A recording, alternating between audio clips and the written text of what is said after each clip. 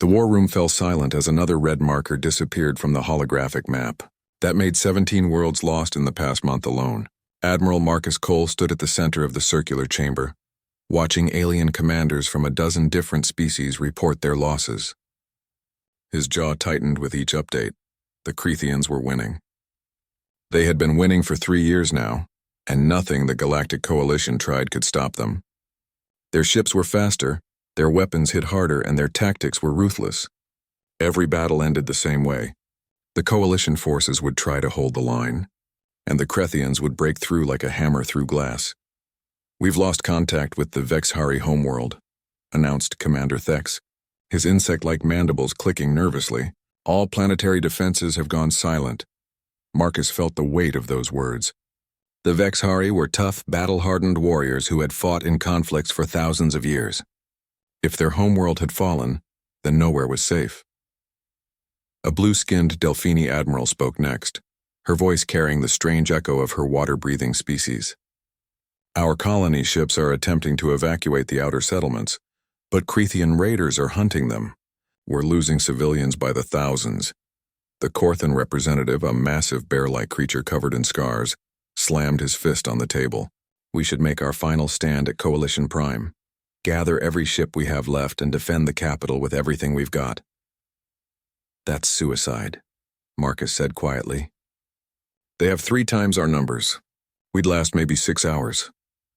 Then we die with honor," the Corthan growled. Marcus looked around the room at the exhausted faces of commanders who had been fighting a losing war for far too long. They were good soldiers, all of them. But they were fighting an enemy that seemed unstoppable. And hope was becoming harder to find with each passing day. "There has to be another way," Marcus muttered. Outside the station, in the dark void of space, a single human warship drifted slowly toward the docking ports. The UES Defiant was not an impressive sight compared to the massive Coalition dreadnoughts. It was smaller, sleeker, with strange angles and unusual weapon placements that made alien engineers scratch their heads in confusion. On the bridge, Captain Lisa Grant reviewed the latest intelligence reports with a frown. Her brown hair was pulled back in a tight ponytail, and dark circles under her eyes showed she hadn't slept properly in days. She had been reading about Creathian fleet movements, studying their tactics, looking for any weakness she could find. "Captain, we're cleared for docking," reported Lieutenant Kyle Webb from the helm. The young pilot looked tired, too. Everyone was tired these days. "Take us in slowly," Lisa said. "I don't want to scratch the paint on their fancy station." That got a small laugh from the bridge crew. They needed moments like that. Little jokes to break the tension. Commander Jake Morrison walked over to stand beside Lisa's command chair. He was tall, broad-shouldered, and had been her second in command for 4 years now. "You really think the Admiral will listen to your plan?" Jake asked quietly. "He has to," Lisa replied, "because if he doesn't, this war is over." Down in engineering, Vincent Hayes was running diagnostics on the ship's jump drive.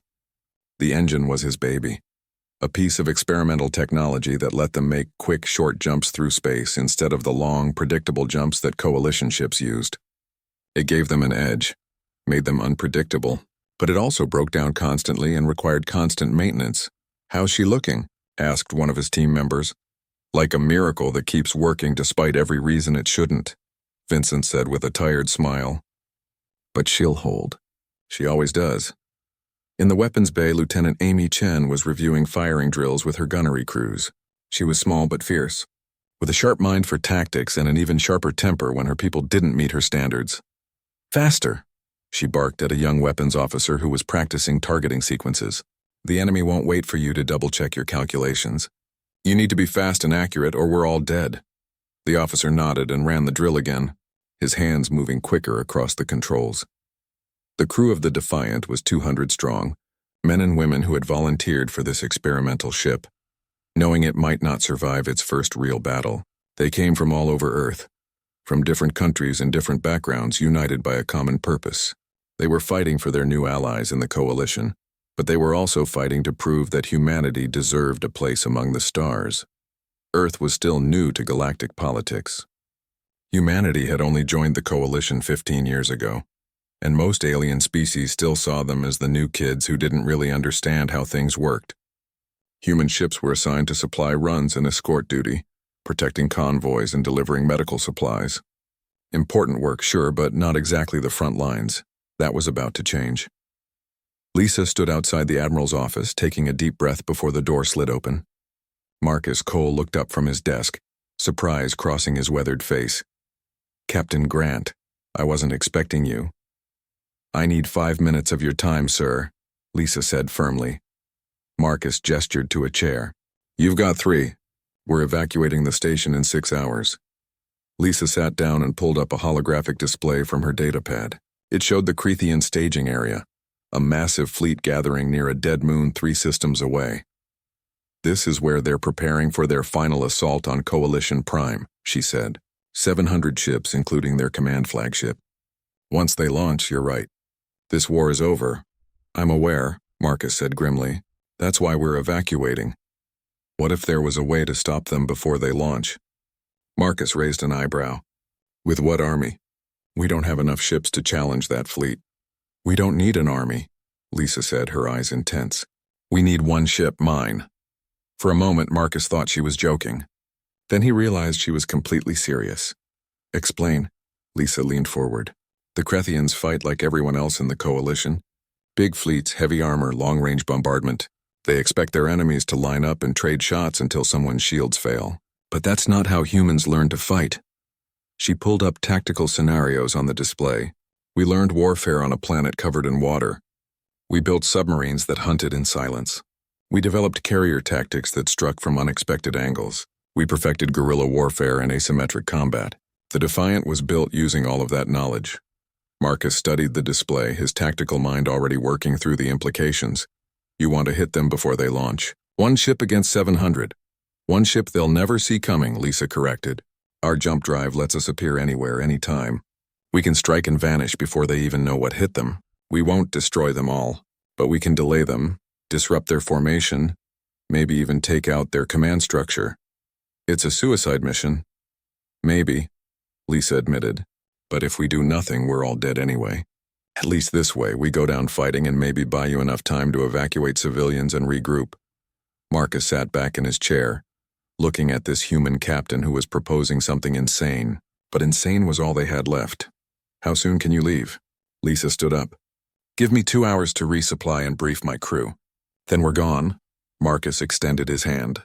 "Good hunting, Captain." Lisa shook it firmly. "Thank you, sir." As she left the office, Marcus watched her go and wondered if he had just sent 200 people to their deaths. But he also wondered if maybe, just maybe, this crazy human had found a way to save them all. The Defiant prepared to depart, and the fate of the galaxy hung in the balance. The Defiant moved through the darkness of space like a ghost ship. All non-essential systems were powered down to reduce their energy signature. The bridge was lit only by the soft glow of tactical displays, casting blue and green light across the faces of the crew. Lisa sat in her command chair, eyes fixed on the holographic map showing their route. They were 3 days into their journey, and every hour took them deeper into enemy territory. There was no turning back now. Jake Morrison made his rounds through the ship, checking on crew morale. It was something he did every day, talking to people, listening to their concerns, making sure nobody was about to crack under the pressure. He found a young ensign staring out an observation port at the stars. "Thinking about home?" Jake asked. The ensign nodded. "My mom told me not to join the military. Said space was too dangerous." He laughed quietly. "Guess she was right." "We're going to make it through this," Jake said, though he wasn't entirely sure he believed it himself. "You really think we can win, Commander?" Jake put a hand on the young man's shoulder. "I think Captain Grant has never let us down before. I'm not betting against her now." Down in engineering, Vincent Hayes was having a heated discussion with his team about the jump drive. The engine was making a grinding noise that it definitely shouldn't be making. "It's the cooling system," one engineer said. "We're pushing the drive too hard." "We haven't even used it in combat yet," Vincent replied, wiping grease from his hands. "Once we start making combat jumps, it's going to get a lot worse." He looked at the massive drive assembly, this beautiful piece of human engineering that bent space and time in ways that shouldn't be possible. It was unstable, unpredictable, and had a tendency to break down at the worst moments. But it was also their only advantage. "Double the coolant flow," Vincent ordered. and run a full diagnostic every 2 hours. I want to know about any problem before it becomes critical. His team got to work, and Vincent found himself thinking about his daughter back on Earth. She was 7 years old, loved to draw pictures, and thought her dad was the coolest person in the universe because he worked on spaceships. He had promised her he'd come home. He intended to keep that promise. In the weapons bay, Amy Chen was drilling her crews again. They ran through targeting sequences, practiced rapid-fire protocols, and rehearsed emergency reload procedures. Some of the crew were getting frustrated with the constant drills. "Ma'am, we've run this drill 17 times already," one gunner complained. Amy fixed him with a hard stare. "And we'll run it 17 more times if that's what it takes. When we go into combat, you won't have time to think. Your hands need to know what to do automatically. So we drill until it's perfect." She pulled up a simulation of a Krethian dreadnought on the display. "These ships have overlapping shield layers. You can't just shoot anywhere and hope for the best. You need to hit specific weak points in a specific order. Miss your shot and we all die. Understand?" The gunner nodded, his face serious now. "Yes, ma'am." "Let's run it again." Amy watched her people work and felt a surge of pride. They were good. They'd be ready when the time came. On the bridge, Kyle Webb sat at the helm, his hands resting lightly on the controls. He was running mental calculations, planning flight paths and evasive maneuvers. Flying a ship in combat was like playing chess at 1,000 miles per hour. You had to think 3 moves ahead, anticipate what the enemy would do and react before they even made their move. He had lost his family when the Krethians raided the outer colonies 2 years ago. His parents, his sister, all gone in a single attack. That was why he volunteered for the Defiant. Not for glory or honor, but for revenge. He wanted to make the Krethians pay for what they'd taken from him. Lisa called a senior staff meeting in the briefing room. Her officers gathered around the table, looking tired but determined. "We'll reach the target zone in 18 hours, Lisa began, pulling up the tactical display. "This is what we're up against." The hologram showed the Krethian staging area in detail. Hundreds of ships arranged in a defensive formation around their command flagship. It looked impossible. "Our advantage is surprise," Lisa continued. "They're not expecting an attack. They think the coalition is beaten, retreating. They'll have minimal patrols and their guard will be down." "That's still 700 ships," Jake pointed out. "Even if we catch them by surprise, once they know we're there, we're outnumbered 700 to 1. "Which is why we don't fight them head on," Lisa said. "We hit and run. Jump in, take out a target, jump out before they can respond. Keep moving, stay unpredictable. We're not trying to destroy their entire fleet. We're trying to disrupt them, delay them, and if we're lucky, take out their command ship." Vincent leaned forward. "Captain, I need to be honest about the jump drive. Every jump puts stress on the system. I can't guarantee it'll keep working indefinitely. At some point, it's going to fail. How many jumps can you give me?" Vincent thought about it. 20, maybe 30 if we're lucky. After that, the drive will need major repairs or it'll tear itself apart. "Then we make every jump count," Lisa said. She looked around at her officers. "I know what I'm asking. This mission is dangerous. Some of us might not make it back. If anyone wants to transfer off before we engage, now's the time. I won't think less of you." Nobody moved. Amy Chen actually smiled. "With all due respect, Captain, we didn't come this far to back out now." The others nodded in agreement. Jake raised an eyebrow. "Did you really think anyone would take that offer?" Lisa felt emotion tighten her throat, but she kept her voice steady. "I had to ask." "Okay then, get some rest. Tomorrow we make history." The meeting broke up and the officers returned to their duties. Lisa remained in the briefing room, staring at the tactical display. She ran through scenarios in her mind, looking for the perfect approach angle, the best way to maximize damage while minimizing risk. But there was no perfect solution. This was going to be bloody and chaotic, and people were going to die. She just had to make sure their deaths meant something. Jake found her there an hour later, still staring at the hologram. "You should get some sleep," he said. "Can't. Too much to think about." Jake sat down across from her. "We're going to pull this off. You know why? Because you're the best tactical mind I've ever seen, and this crew would follow you into hell itself. That's basically what I'm asking them to do. And they're doing it willingly," Jake replied. "That says something." Lisa finally looked away from the display. "What if I'm wrong? What if this plan gets everyone killed for nothing? Then we die fighting instead of running," Jake said simply. That's better than most people get. But I don't think you're wrong. I think you see something the rest of us can't. You always have. They sat in comfortable silence for a moment. Get some sleep, Lisa. That's an order from your second in command. She smiled slightly. You can't order me. I'm the captain. Watch me. Lisa finally stood up and headed for her quarters. Jake was right. She needed rest. Tomorrow they'd reach the enemy fleet, and tomorrow everything would change. In his quarters, Vincent recorded a message for his daughter. He knew it might be the last time he got to talk to her, even if it was just to a camera. Hey, sweetheart. Daddy's on an important mission right now. I want you to know that everything I do because I love you and I want to make the galaxy safer for you. Be good for your mom, okay? And keep drawing those pictures. I love you. He saved the message and set it to send automatically if he didn't return.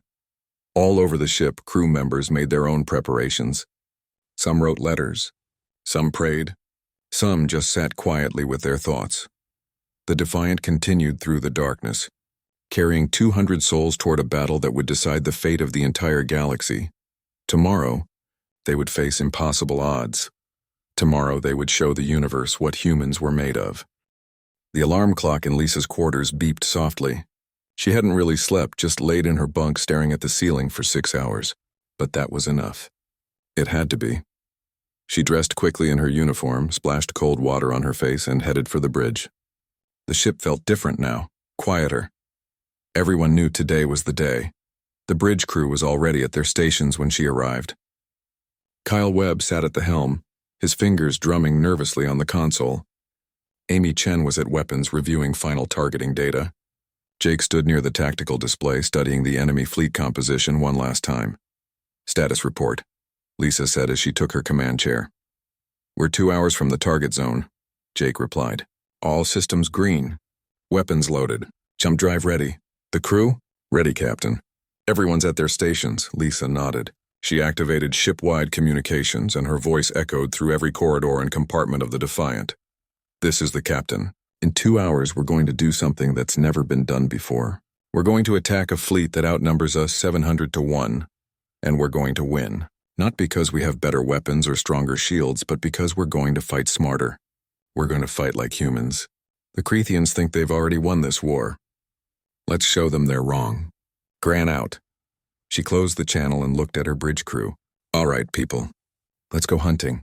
The Defiant drifted closer to the Crethian staging area, all power reduced to minimal levels. They looked like nothing more than space debris on enemy sensors, just another piece of rock floating through the void. Through the view screen, the enemy fleet came into view. It was massive, bigger than anything Lisa had ever seen. Hundreds of warships arranged in neat formations around a dead moon. In the center was the flagship, a massive dreadnought that dwarfed everything around it. There, Lisa said, pointing to a command carrier on the outer edge of the formation. That's our first target. It's coordinating communications for the entire fleet. Take it out and they'll be blind for at least a few minutes. Kyle plotted the jump coordinates. Ready when you are, Captain. Vincent, how's the drive? Down in engineering, Vincent was watching his displays like a hawk. Green across the board. She's ready to dance. Lisa took a deep breath. This was it. The moment that would either save the coalition or doom them all. Jump drive. Execute. Space twisted around the Defiant. One moment they were 500 kilometers away. The next moment they were right next to the command carrier, so close that their hulls were almost touching. The Crethians had exactly 3 seconds to realize what was happening. Fire! Lisa ordered. Amy's weapons crews unleashed hell. Railgun rounds punched through the carrier's shields at point-blank range.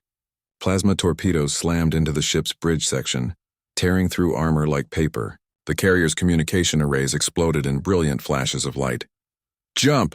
Lisa called out. Kyle hit the drive and they vanished.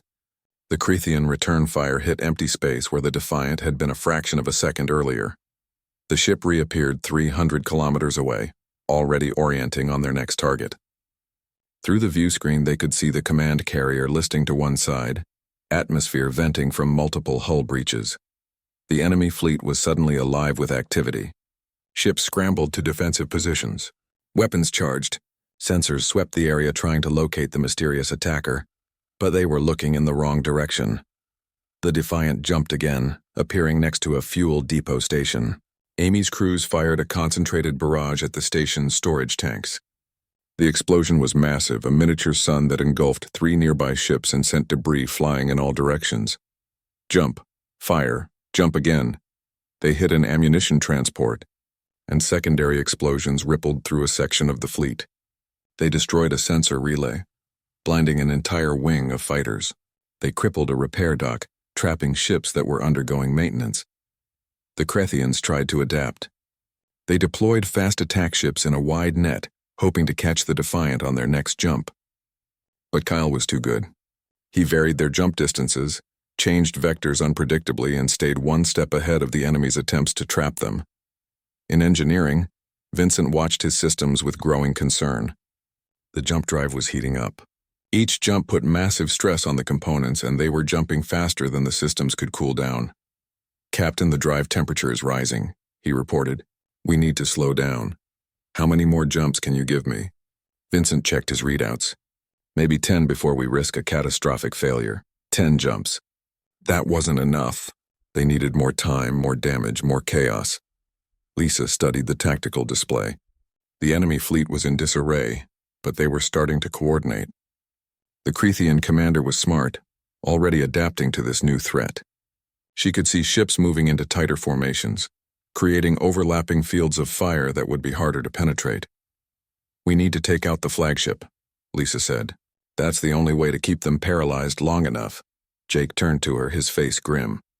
"Captain, the flagship is in the center of the fleet. Getting close to it means running a gauntlet of every weapon they have." "I know, but if we take out their commander, the whole fleet falls apart. It's our only shot." Amy checked her weapon status. "We're down to 60% ammunition, and we've got hull breaches on deck 7 and 8. Can you make the shots count?" "Always." Lisa made her decision. "Kyle, plot a course straight through the center of their formation. We're going for the flagship." "That's suicide," Jake said quietly. "Maybe," Lisa admitted, "but it's what we came here to do." Kyle's hands moved across his controls, calculating jump coordinates that would take them deep into the heart of the enemy fleet. His mouth was dry, his heart pounding, but his hands were steady. Course plotted. "Engineering, give me everything you've got. Divert all power to forward shields and weapons." Vincent knew what that meant. The aft sections would be vulnerable, unprotected, but they'd need every bit of protection they could get for what came next. Power rerouted. "You've got everything we can give you, Captain." Lisa looked around the bridge at her crew. These people had followed her into hell, and she was about to ask them to go even deeper. "Weapons free. Fire at will on any target of opportunity. Kyle, get us through that fleet." "Yes, ma'am." The Defiant jumped straight into the center of the Krethian formation. Space erupted with weapons fire. Dozens of enemy ships opened up simultaneously, and the Defiant's shields lit up like a Christmas tree as they absorbed hit after hit. The ship shuddered violently, and alarms began blaring throughout the bridge. Kyle flew like a madman, weaving between enemy ships, using them as cover against each other's fire. The Defiant rolled and twisted through impossible angles, dodging weapons that should have destroyed them. Amy's crews fired constantly, their weapons never stopping. They didn't aim for kill shots anymore, just anything that would clear their path. Enemy shields flared and died.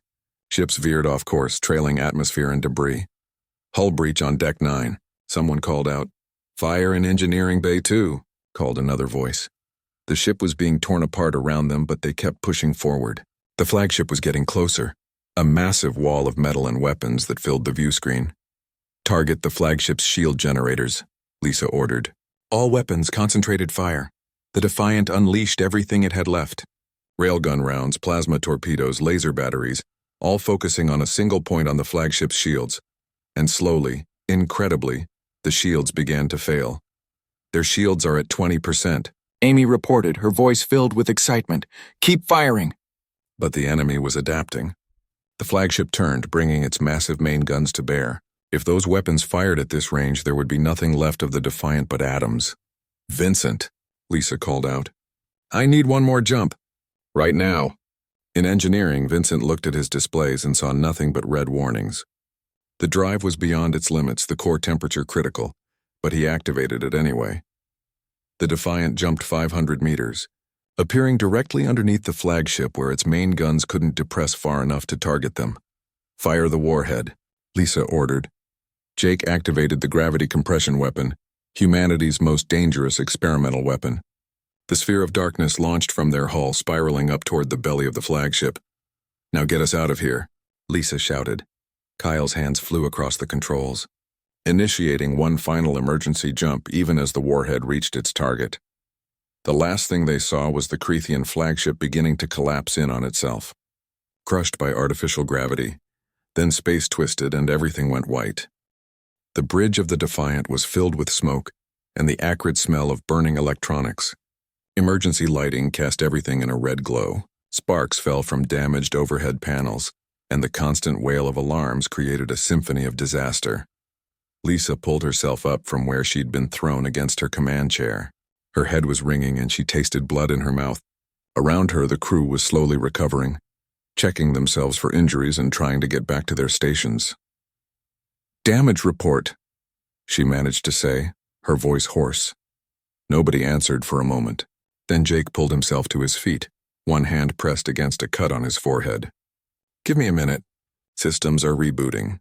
The main view screen flickered and came back online. Lisa's breath caught in her throat. They were alive. Against all odds, they had survived that final jump. Through the viewport, she could see the Crethean fleet 5,000 kilometers away. But it wasn't a fleet anymore. It was chaos. The flagship was gone. Nothing left but an expanding cloud of debris. Ships near the blast had been disabled by the gravity wave, drifting powerless. The remaining vessels were scattered, their neat formations broken apart.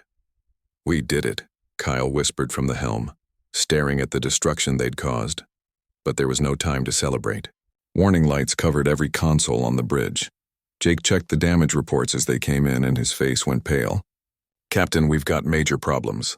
The jump drive is completely destroyed. Life support is failing on decks 5 through 9. We've got fires in 3 sections. Hull integrity is at 40%, and we're venting atmosphere from at least 7 breaches. Weapons? Offline. We've got nothing left." Lisa closed her eyes for a moment, processing this. They were crippled, drifting in the middle of enemy territory with no way to defend themselves or escape. "Engineering? Status on life support?" Vincent's voice came through, strained and weak. "We're working on it, Captain. But I'm going to be honest. Without the jump drive, I can't generate enough power to keep life support running at full capacity for the whole ship. We're going to have to evacuate some sections and seal them off." Down in engineering, the situation was worse than Vincent wanted to admit. The jump drive had literally torn itself apart on that final emergency jump. Coolant was leaking everywhere, radiation levels were spiking, and fires burned in places that shouldn't be able to burn. "Get everyone out of this section," Vincent ordered his team. "Seal the bulkheads and vent the atmosphere. It's the only way to put out these fires." His people moved quickly, grabbing emergency gear and helping wounded crew members toward the exits. Vincent stayed behind, manually shutting down systems to prevent a complete core breach that would destroy the entire ship. One of his engineers, a young woman named Katie, hesitated at the door. "Sir, you need to evacuate too. The radiation levels are lethal." "I know," Vincent said calmly. "But if I don't stabilize this core, we're all dead anyway. Now go."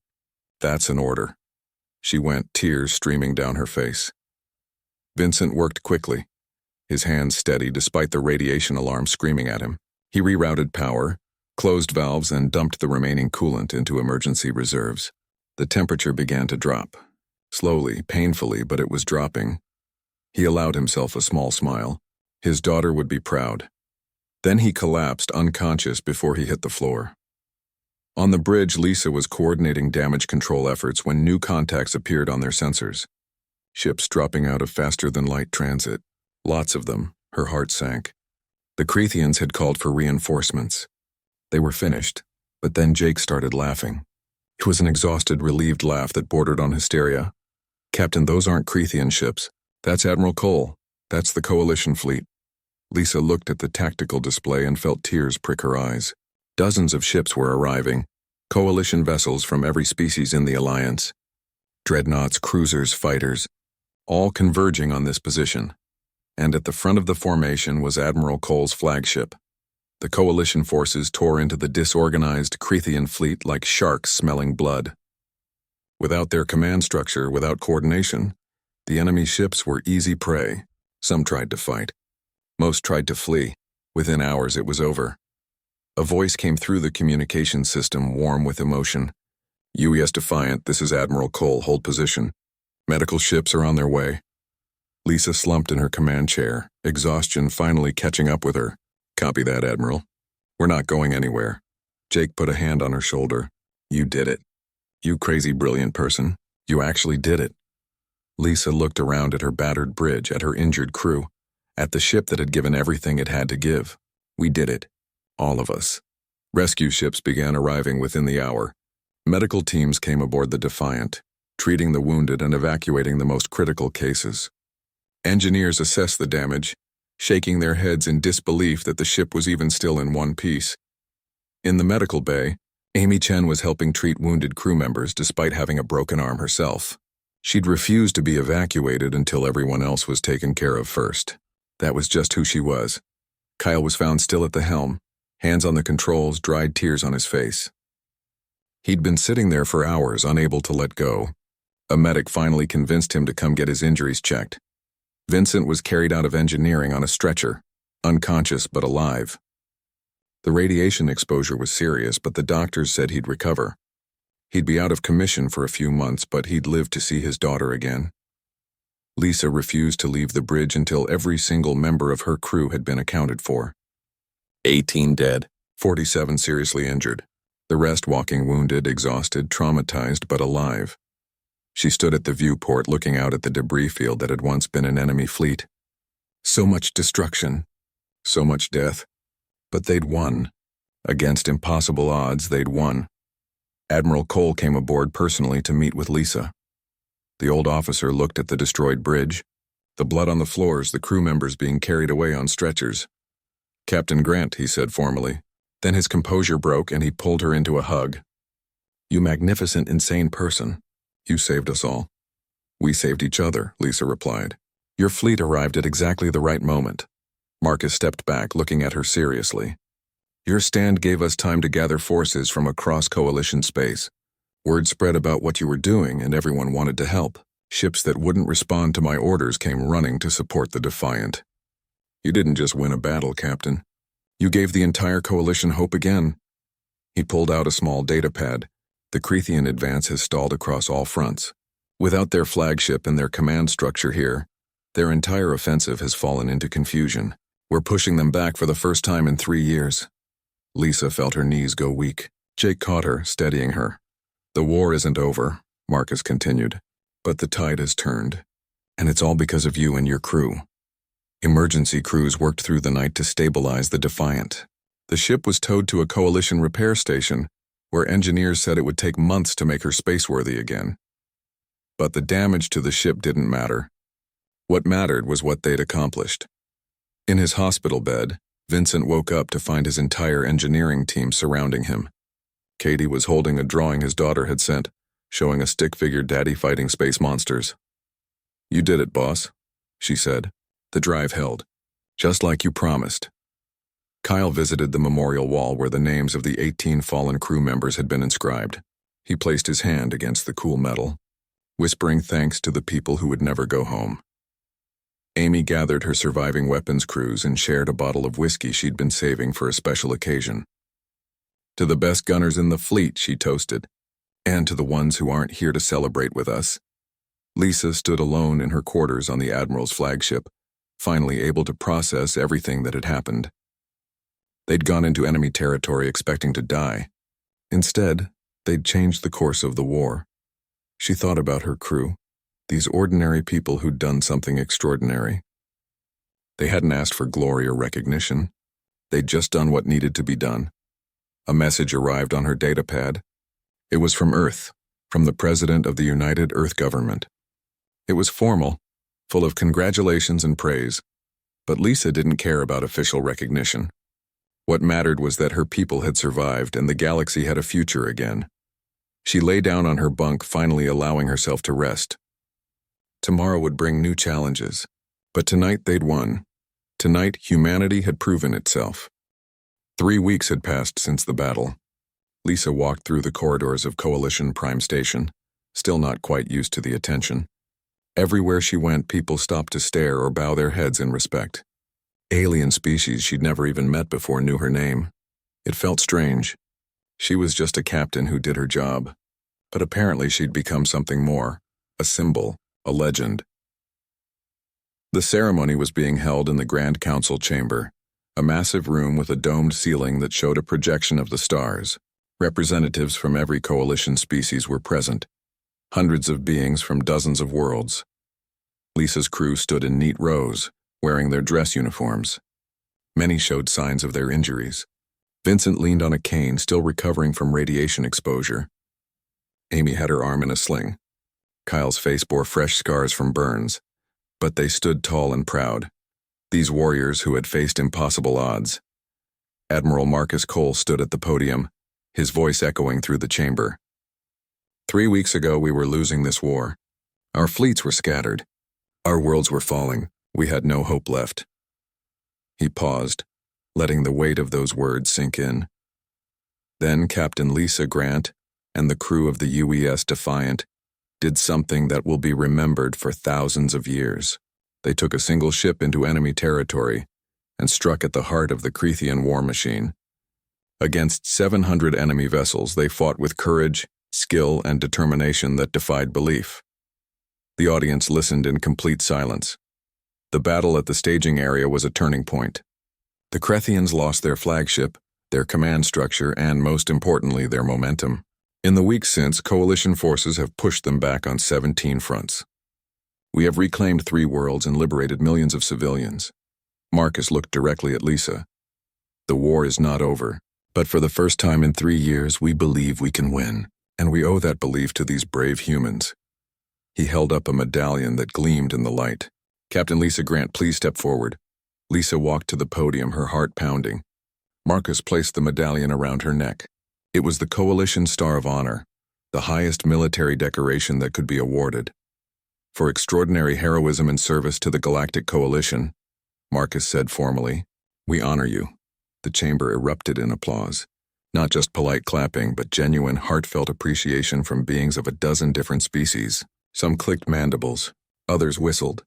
The Corthan representative roared approval, but Lisa raised her hand and the chamber fell silent.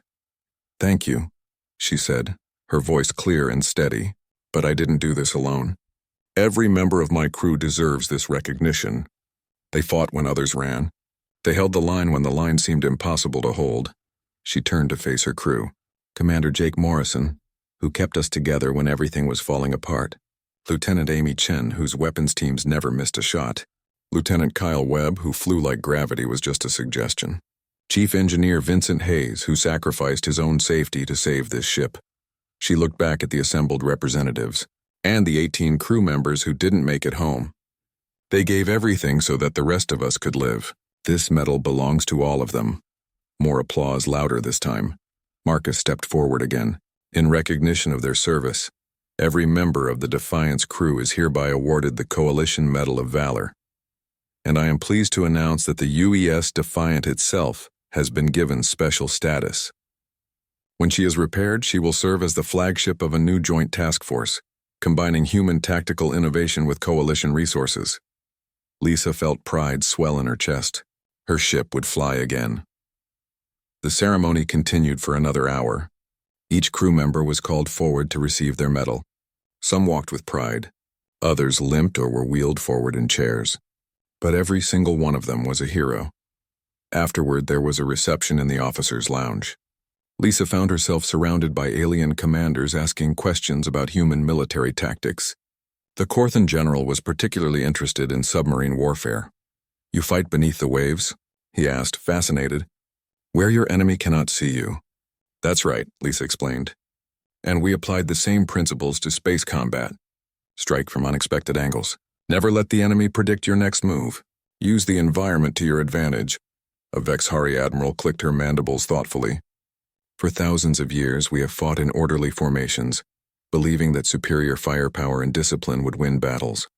You humans showed us that creativity and adaptability can be just as powerful. Jake found Lisa later, rescuing her from a conversation with a very enthusiastic Delphini scientist who wanted to study human brain patterns.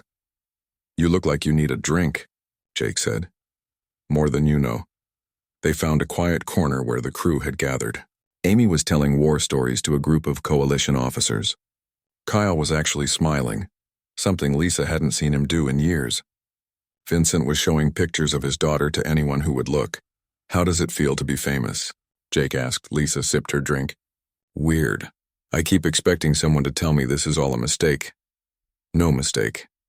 You changed the course of history. We changed it. All of us together." They stood in comfortable silence for a moment, watching their crew celebrate. "What happens now?" Jake asked. "Now we rebuild the Defiant, train new crews in our tactics, and we finish this war." Reports were already coming in from across coalition space. Human advisors were being requested by fleet commanders who wanted to learn these new tactics. Earth was building more ships using the Defiant's design. The experimental jump drive was going into mass production. The war continued for another year, but the Creathian advance never recovered. Every time they tried to regroup, coalition forces hit them with tactics they'd never seen before. Quick strikes, asymmetric warfare, unpredictable attacks that kept them off balance. Slowly, system by system, the coalition pushed them back. Lisa returned to Earth only once during that year for 3 days of leave. She visited the families of the crew members who died, personally telling them how their loved ones had saved the galaxy. It was the hardest thing she'd ever done. Vincent's daughter drew her a picture of the Defiant fighting space monsters. Lisa kept it in her quarters. The Defiant was repaired after 6 months of intensive work. But she wasn't just repaired. She was upgraded. The Coalition's best engineers added new systems, better weapons, improved shields. She became something more than she'd been before, a symbol of cooperation between humanity and the other species. When Lisa stood on the bridge of the rebuilt ship for the first time, it felt like coming home. The war finally ended on a cold day in December. The Creathians sued for peace after losing their core territories. The Coalition accepted, too exhausted to push for total victory. There were celebrations across the galaxy, parades on 100 worlds, fireworks that could be seen from orbit. But on the Defiant, the crew gathered quietly in the mess hall. They raised glasses to fallen comrades and reflected on what they'd been through. "We were losing the war," Amy said quietly. "And one ship turned the tide," Kyle finished. Lisa looked around at these people who had become her family. They'd been through hell together and emerged stronger. "No," she corrected gently. "We turned the tide. Together." Years later, historians would argue about what really won the war. Some said it was the resources of the Coalition. Others said it was the tactical innovations introduced by humanity. A few believed it was simply luck. But the veterans who fought in that war knew the truth. It was courage. It was determination. It was ordinary people doing extraordinary things when the galaxy needed them most. The statue in front of Coalition Prime showed the crew of the Defiant standing together, looking toward the stars. At the base was a simple inscription in a dozen languages. They were losing the war. One human warship turned the tide. But Lisa had insisted on one addition to the inscription, a final line that mattered more than all the others. "Crew of the UES Defiant. They came from Earth to save the galaxy. They were heroes, everyone." The statue stood for generations, a reminder that sometimes the smallest force could make the biggest difference. That sometimes when everything seemed lost, all it took was a few brave souls willing to fight against impossible odds. The Defiant flew for 50 more years, always crewed by the best and brightest the Coalition had to offer. And every captain who commanded her kept a photograph in their ready room. It showed Lisa Grant and her crew, tired and battered, standing in front of their damaged ship after that first impossible battle. They were smiling, because they'd done something no one thought possible. They'd saved the galaxy, and they'd shown everyone that humanity deserved its place among the stars.